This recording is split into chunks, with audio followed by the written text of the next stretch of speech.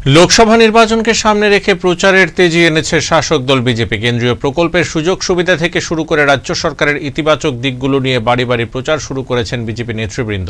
বৃহস্পতিবার নির্বাচনী প্রচারের অঙ্গ হিসেবে ৬ আগরতলা বিধানসভা কেন্দ্রের অন্তর্গত ৫ নং বুথের শরৎপল্লী ও জিবি বাজার এলাকায় প্রচারে যান মন্ত্রী টিঙ্কু রায়। বিজেপির রাজ্য সহ সভানেত্রী পাপিয়া দত্ত সহ দলের স্থানীয় নেতৃবৃন্দ তারা জনগণের কাছে মোদী সরকারের বিভিন্ন প্রকল্প তুলে ধরেছেন এবং আগামী লোকসভা নির্বাচনে মোদীর ৪০০ পার আসনের লক্ষ্যমাত্রা পূরণের লক্ষ্যে এই প্রচার অভিযান বলে জানিয়েছেন মন্ত্রী টিঙ্কু রায়।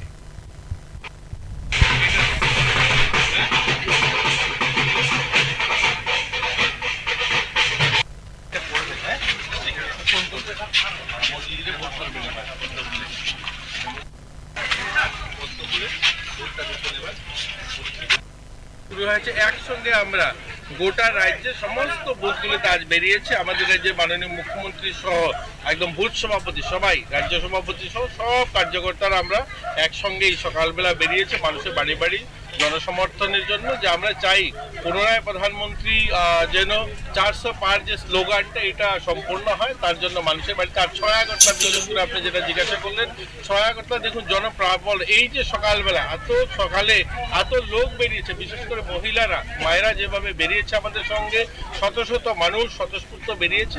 এতে প্রমাণ করে যে এবার শুধুমাত্র ত্রিপুরার দুটো আসন শুধু নয়, গোটা ভারতে প্রধানমন্ত্রী জয় জয়কার হবে।